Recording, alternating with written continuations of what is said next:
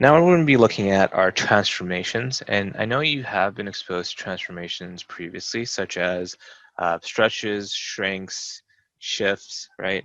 And if you forgot what transformations look like, I would try to say review it. But if we're looking at transformations, what I'm going to do is I'm going to look at two different subsets of transformations, which are going to include modifications. And modification is a change in the shape of a graph or a function or a relation. And the modifications include stretches and shrinks. Okay, stretches and shrinks. Right, you can apply these stretches and shrinks to the vertical or the horizontal axes, right? When we're looking at vertical, that just means the y values. When we look at the horizontal, that means the x values. Okay, so I'm assuming you would have already have covered this in previous grades.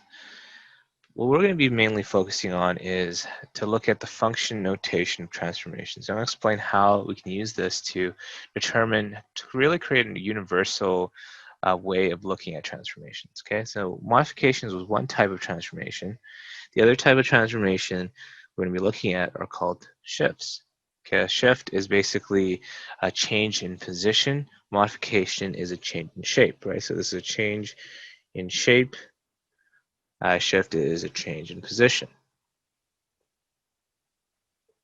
Okay, now a few things.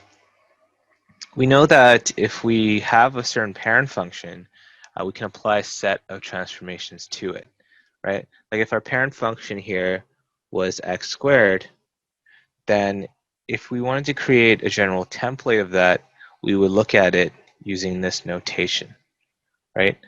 Now in the scenario where, let's say our equation, y was equal to 2x minus 1 squared plus 4, if I wanted to write this equation as a transformation of the parent function x squared, right, you can think about this as there being a vertical stretch by a factor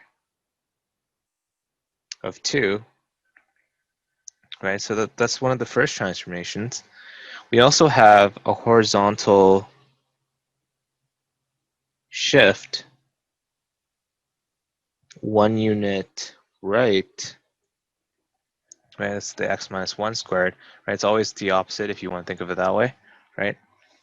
And the third transformation here is the vertical shift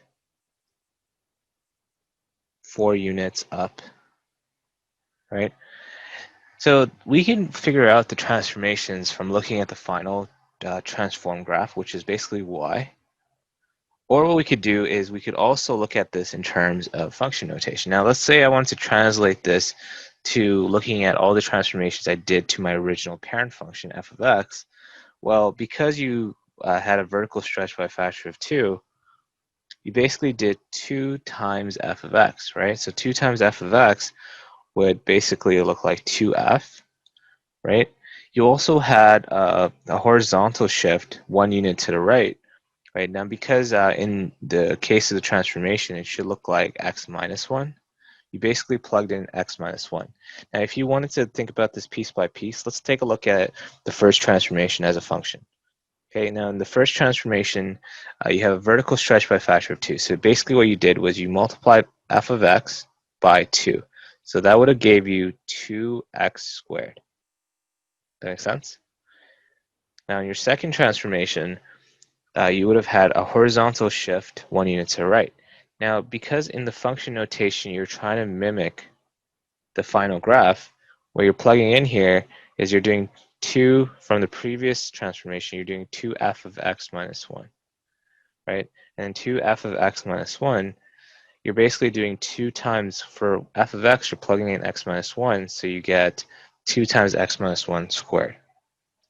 In the third transformation, you had a vertical shift 4 units up, so you take your previous graph, you're taking 2f, x minus 1, and you're adding 4 to it, so plus 4.